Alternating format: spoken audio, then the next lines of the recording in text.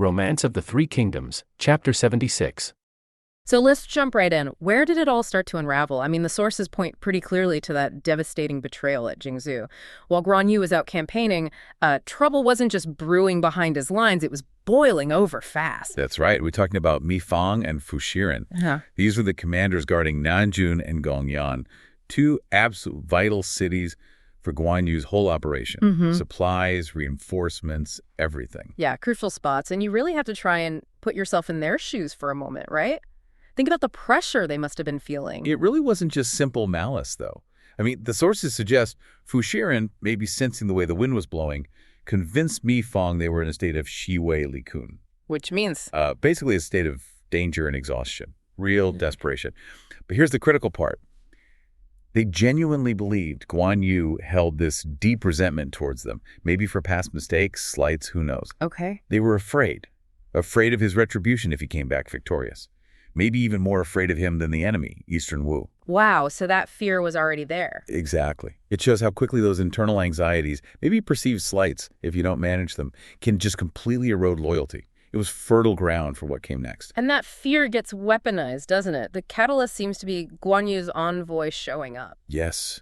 Demanding a staggering amount of rice by one shi.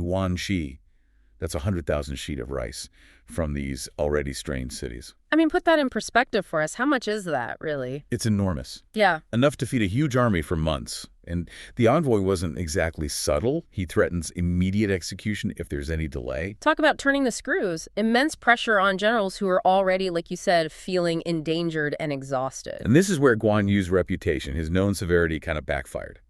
Yeah. Terribly. The envoy's demands, that threat, it was the last straw. The sources describe this chilling scene. Fu Shiren just makes a decision, a brutal one. Bajian Xinlai Shi Yu Dongshan. He drew his sword and beheaded the envoy. Right there in the hall. Whoa. Okay. No turning back from that. Absolutely not. It wasn't just murder. It was an irrevocable act of rebellion. It sealed his own fate, and it basically forced Mi Fang to join him. They surrender Nanjun and Gongyan to Lu Meng of Eastern Wu. Just like that. Hand it over. Just like that. The strategic insight here is pretty stark, isn't it? A leader's maybe overbearing demands, a failure to manage the morale of key people. It can lead to total internal collapse. You gift vital strongholds to the enemy without them even having to fight for it. A truly chilling moment. Okay, so while that disaster is unfolding for Guan Yu, there's a bigger chess game happening up north, right? With Cao Cao. Exactly. Let's shift focus dramatically up to Cao Cao in Zuchang. He gets this very interesting letter from Eastern Wu. The one proposing the alliance? Yes. Proposing a Jiegong Yunchang, a joint attack on Guan Yu. And, crucially, the letter asks him, Lu. Don't leak it. Keep it secret from Guan Yu. Right. But this is where Cao Cao's strategist Dong Zhao has this moment of, well, pure genius. Okay, what does he suggest? Instead of just saying, yeah, okay, let's attack together, Dong Zhao advises this multi-layered counter-strategy. It's brilliant, really. He tells Cao Cao, send the letter into Fancheng. Yeah. Into the city Guan Yu is besieging, where Cao Ren is trapped. Precisely. It serves two purposes at once. First, it boosts Cao Ren's morale. Like, hey, hang in there, relief is coming, and Wu's about to stab Guan Yu in the back. Okay, that makes sense. What's the second purpose? Second, and this is the clever part, it intentionally lets Guan Yu know about Eastern Wu's betrayal. It's designed to create instant panic in Guan Yu's ranks. Ah, so it forces his hand. Exactly. It completely flips the script. Dong Zhao knew that Guan Yu, terrified about losing his base, Jingdu, would Su Tui Bingfin, he'd have to retreat quickly. Making him vulnerable. Extremely vulnerable. This was Cao Cao's chance to kosh Guanggun to achieve complete success. Wipe him out during the retreat. So Cao Cao does it? Immediately. Sends word to his general Shu Huang to press the attack, and moves his own main army down to Nanyang Lingpo to support Cao Ren. He's putting the squeeze on Guan Yu from both sides now. It's incredible. Using intelligence, psychological warfare, turning an enemy's proposal into a weapon against them. It really is a masterclass in weaponized information. Dismantling Guan Yu's whole campaign before another major battle is even fought. Okay, so this perfectly sets the stage for Shu Huang. He's the general tasked with actually confronting Guan Yu now, right? That's him. And our sources paint this picture of Guan Yu's defenses, led by his adopted son Guan Ping and Liao Hua. They have Qianhou Yeshi, Lianlu, who's A dozen interconnected camps strung out along the Mianshui River. On paper, it looks like a really formidable defensive line. But Xu Huang finds a way through. Finds a way. He dances through it. His strategy is all about deception. He starts with this cunning feint, sends two of his subgenerals, Xu Shang and Li Jian, to attack Guan Ping at a place called Yuncheng. And how does that go? They get beaten. Badly. Or rather, they pretend to get beaten badly.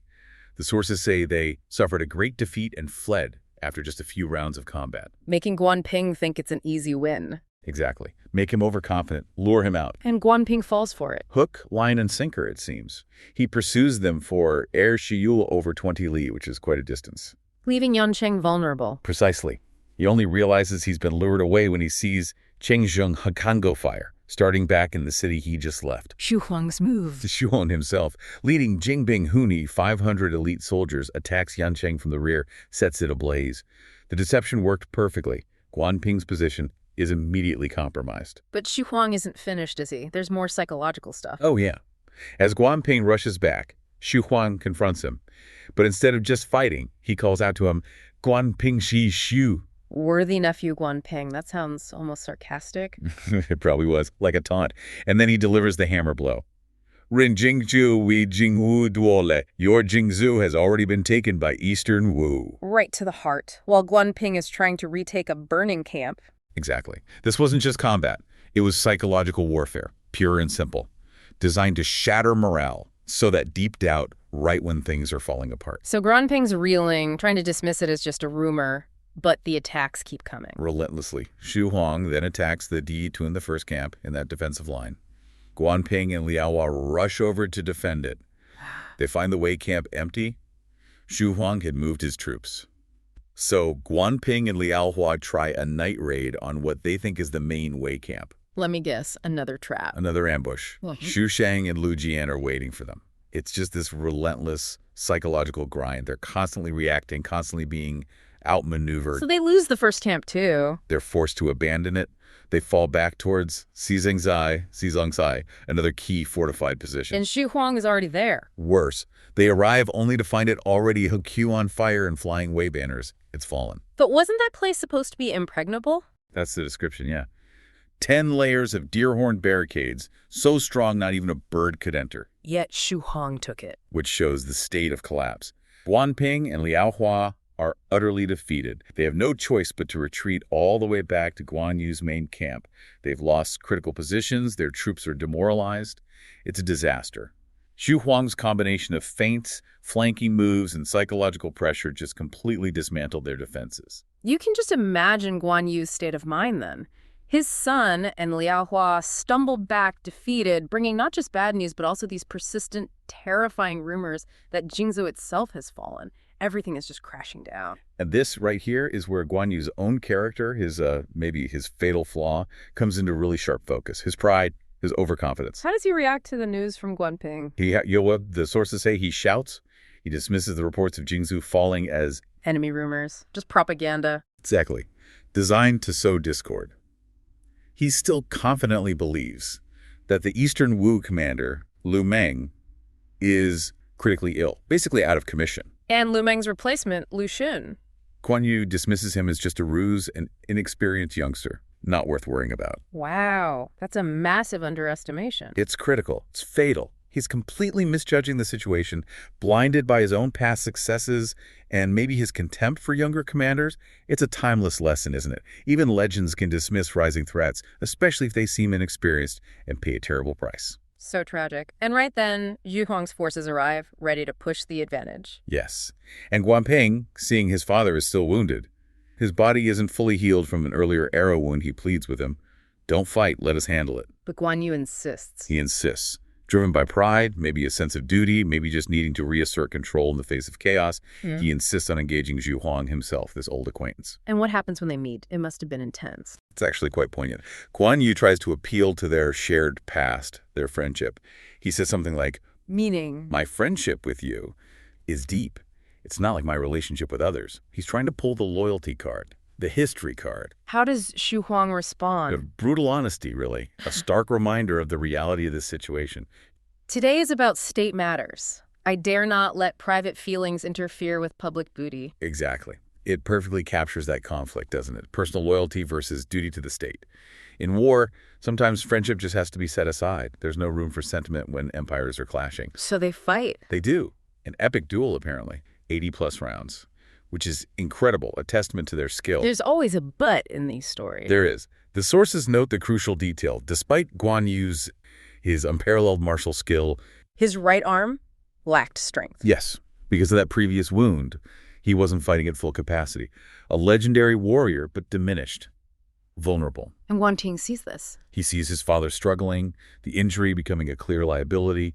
He makes a desperate call. Urgently sound the gong for retreat. Yes. And just as that happens, Cao Ren, inside Fancheng, hears that Cao's main army is near. He leads a breakout, smashing out of the siege and joining forces with Xu Huang. Oh man, so Guan Yu's forces are hit from the front by Xu Huang, from the side by Cao Ren, and they're trying to retreat. It's a total rout, complete chaos. They're forced into this hasty retreat across the Xiangjiang River. Their whole position just crumbles. The combination of the injured legend, the pragmatic enemy, the coordinated breakout, it just shatters Guan Yu's army. So as Guan Yu is retreating, scrambling, the final devastating truth finally hits him. Yeah, messengers arrive, confirming it beyond doubt. Ding Zi has been taken by Lu Meng. It's not a rumor anymore. And worse. And worse, personally, his family, his household, they're trapped in the fallen city, now under enemy control. That must have broken him. Utterly. He reroutes his forces towards Gonggan, the other city that fell, maybe hoping for refuge, maybe just reacting, but the toll is immense. The sources describe him being so consumed by choking rage and despair that his old wound bursts open again. He collapses. He faints, falls right there on the ground. It just vividly shows the depth of his despair. A man utterly broken by betrayal, defeat, and now the loss of his family. Does he say anything when he comes? Yes. He explicitly regrets not listening to his advisor, Sima Wangfu, who had warned him earlier. He acknowledges his arrogance, and then that cry, I've fallen for the traitor's scheme. How can I possibly face my elder brother Liu Bei now? yeah, the personal shame, the weight of his failure. It's palpable. It really is. And, it brings us back to something. How did Lu Meng pull off that surprise attack on Jingzhou so perfectly? We know Mi Fang and Fu Shiren surrendered, but how did Wu's forces get there undetected? Ah, yes. That's where Eastern Wu's meticulous planning really shines. It wasn't just brute force, it was subterfuge. Our sources detail Lu Meng's incredibly cunning method. His sailors all wore white clothes, disguised as merchants crossing the river. Exactly. They used small, unassuming boats, zhugo zhulu is the term used, implying perhaps rafts or small craft to secretly land troops along the riverbanks. And the watchtowers, didn't they see anything? That was the key. They first captured the soldiers guarding the riverside watchtowers. Silently. Quickly. So no warning fires could be lit. No warning fires. No alarms. By the time anyone in Jingzhou realized what was happening, Wu's soldiers were already inside the perimeter. It highlights the absolute power of good intelligence, surprise, and deception over just relying on strong walls. Incredible planning. Okay, so Guan Yu is now trapped, Eastern Wu in front, holding Jingzhou and Gongyan. Cao's forces, led by the victorious Xu Wang, behind him. What does he do? Is there any move left? It looks utterly hopeless. He consults his chief logistics officer, the grain governor Zhao Lei. A moment of pure desperation, really, turning to the guy responsible for supplies when the army is disintegrating. What does Zhao Lei suggest? A two-pronged approach. A desperate, maybe logical last resort. Send messengers to Chengdu to Liu Bei, begging for help. Urgently. Right, and simultaneously, try to retake Jingzhou via the land route, bypassing the river defenses Wu now holds. A long shot, but maybe the only shot. Pretty much. Guan Yu agrees. He dispatches two trusted officials, Ma Liang and Yi Ji, to make that desperate ride to Chengdu. Then he leads his own vanguard, trying to push towards Jingzhou, with Liao Hua and his son Guan Ping covering the chaotic rear. It's a flickering hope, nothing more. And while Guan Yu is making this last desperate gamble, what's happening on Cao's side? He must be pleased. Immensely pleased. He's relieved Fancheng. He personally inspects Guan Yu's captured camps, the ones Zhu Huang dismantled. And he lavishes praise on Xu Huang, commends his Dignan Shijianyu. His courage and insight. Yeah, especially for daring to penetrate Guan Yu's defenses that Wei Qianlu Jikno Shucheng, the multi-layered perimeter everyone thought was impenetrable. Cao Cao recognizes the brilliance of Xu Huang's tactics. Does he reward him? Oh, absolutely. He goes even further. Compares Xu Huang's disciplined troops to those of Zhu Yafu, a legendary Han Dynasty general famous for incredibly strict military order. That's high praise. And he promotes Xu Huang to Pingyan Zhengjun general, who pacifies the south, and assigns him to guard the crucial city of Xiangyang. It's a clear signal. Cao Cao rewards strategic genius and success, ensuring loyalty and competence on his side, while Guan Yu's is falling apart. A stark contrast. So Guan Yu is marching towards Jingzhou, messengers are racing to Chengdu. Is there anything else they try? One last thing. Zhao Lei, the grain governor, reminds Guan Yu of the past. Remember the alliance. Eastern Wu and Shu used to be allies against Cao Cao. Right, the whole reason this betrayal is so shocking. So Zhao Lei suggests maybe Guan Yu could catch Ren Yushu. Rebuking Lu Meng, calling him out for breaking the alliance. Exactly. Maybe hoping to appeal to some sense of honor, gain some leverage, maybe just sow confusion or buy time. It's unclear what they truly expected. And Guan Yu agrees, even after everything. Against all odds, he agrees. He dictates the letter. It's a fascinating little detail, isn't it? Even in the face of utter ruin, they're still clinging to the formalities, the principles of diplomacy and past alliances, trying to appeal to an honor code that, frankly, Lu Meng and Sun Quan had already discarded for strategic advantage. It speaks volumes about Guan Yu's own worldview, maybe, still believing in those old codes even as they're failing him. Perhaps, or maybe just sheer desperation, trying anything. Lu Meng, the Wu general, he did something, well, much sneakier, more insidious, but incredibly effective. What exactly was his plan in Jingzhou? Well, what's so fascinating and kind of revolutionary about Lu Meng's approach is how he just completely sidestepped expectations. Yeah. I mean, instead of the usual wartime brutality, he actually ordered his soldiers not to bother the families of Guan Yu's troops. Strictly forbidden. And not just that, he made sure these families got monthly grain rations, provided doctors if they were sick. Yeah. This wasn't just being humane, it was a calculated strategic move.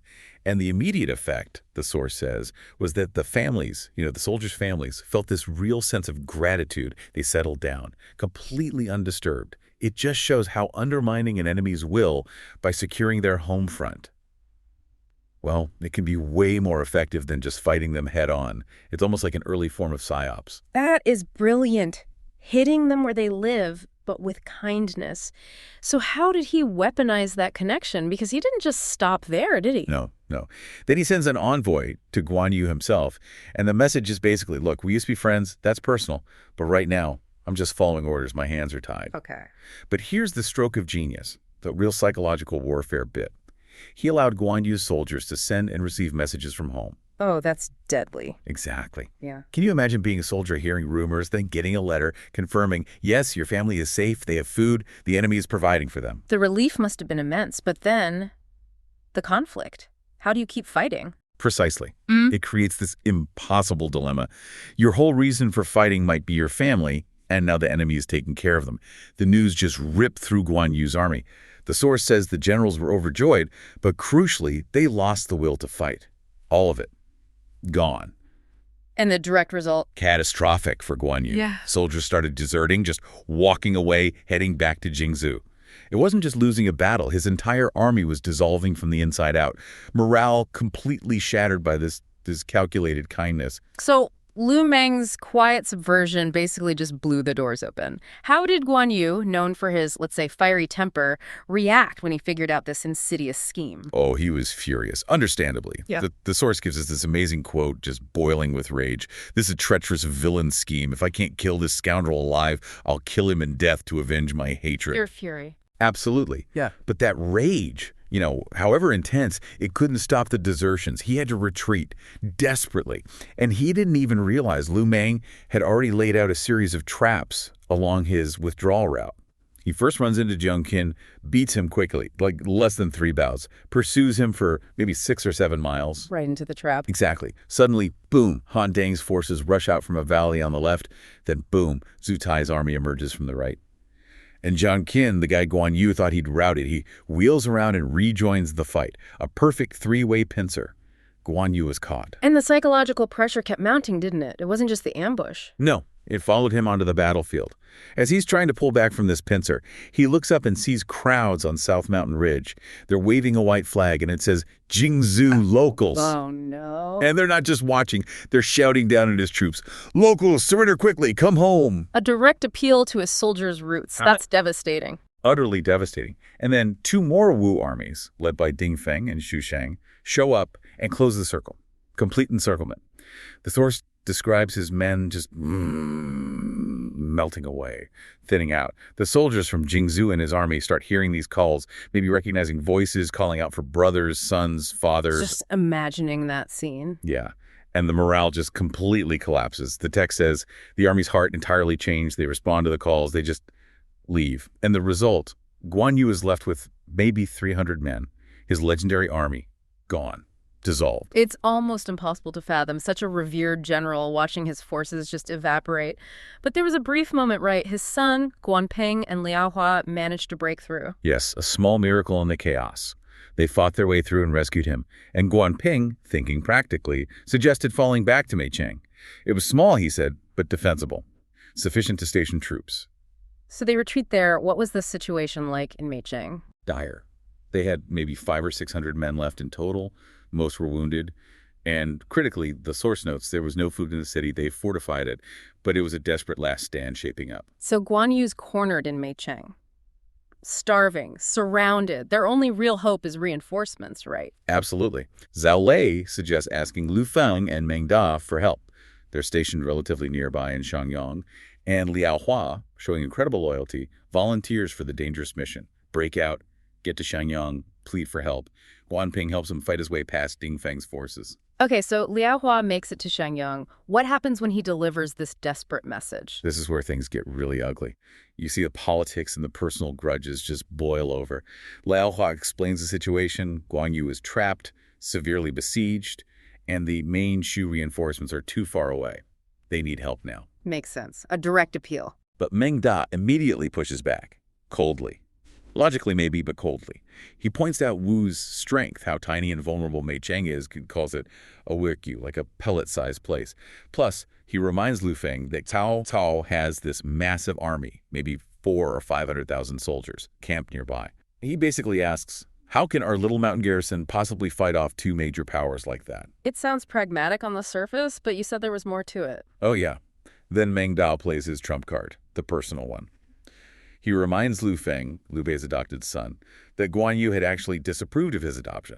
Strongly. Ouch. Yeah. And apparently, Guan Yu had even suggested Liu Bei send Lu Feng away to Shangyang specifically to prevent future trouble regarding who would succeed Liu Bei. So this wasn't just military calculation, this was payback. It certainly looks that way. A deep-seated resentment. And Lu Feng listens. Swayed by Meng Da and likely his own feelings about Guan Yu, they refuse Liao Hua. Their excuse, oh, this city is newly ours, the people aren't settled, we can't risk sending troops out. A pretty thin excuse, really. How did Liao Hua take it? He was heartbroken. The text says he knocked his head on the ground, crying out, if this is how it is, then Guan Yu is doomed. Devastated. He then decides his only hope is to go straight to Chengdu, to Liu Bei himself. But time is running out. A devastating betrayal from within his own extended camp. So, back in Meicheng, no help is coming. The situation is beyond grim. Exactly. Starving, dwindling numbers, and then another figure arrives. Zhuge Jin. Zibi Liang's brother. But he's serving Sun Quan, right? Correct. He comes as Sun Quan's envoy with an offer for Guan Yu. He tries to persuade him to surrender. He uses that phrase. Basically, a hero knows how to read the times, adapt to the situation. He even promises Guan Yu could have Jingzhou back. His family would be safe. It sounds like a generous offer, especially given the circumstances. A lifeline almost. But this is Guan Yu we're talking about. And this is where his legend is truly forged in fire. His response is just pure, unbending loyalty. He declares, I'm just a warrior from Xiliang. My lord treats me like his own brother. How could I possibly betray righteousness and defect to an enemy? Wow. And then he gives that incredible analogy. Jade can be shattered, but its whiteness cannot be changed. Bamboo can be burned, but its joints cannot be destroyed. Death before dishonor. Literally. Absolutely. He's choosing death over surrender. It's a profound statement of his core values. Guan Ping, his son, actually tries to kill Zhuge Jin right then and there in anger. Really? Yeah, but Guan Yu stops him. He says, essentially, no, he's Zhu Jimang's brother. We can't harm him. Even in this extremity, that connection matters. Incredible restraint and principle, even at the end. So Zhuge goes back empty-handed. How does Sun Quan react, and what's Lu Meng thinking now? Sun Quan, hearing about Guan Yu's refusal, actually respects it. He says, truly a loyal subject. He recognizes the integrity, even in his enemy. Meanwhile, Lu Meng's strategist, Lu Huvan, performs a divination. It's the Dishui hexagram. What does that signify? In military terms, it often suggests anticipating an enemy's retreat or escape attempt. And there was this specific omen, Xuan Wu Lin Yang, which pointed directly to the enemy trying to flee. So the divination matched Lu Meng's strategic assessment? Perfectly. Lu Meng is completely confident now. He says, the divination lines up exactly with my plan. Even if Guan Yu had wings to soar to the heavens, he couldn't escape my net. He knows he's got him trapped. He does. And the source uses that old proverb. A dragon stranded in a ditch gets bullied by shrimp. A phoenix locked in a cage gets mocked by birds. The mighty Guan Yu, undone not by sheer force, but by this intricate web of psychology, politics, and betrayal. His fate is sealed.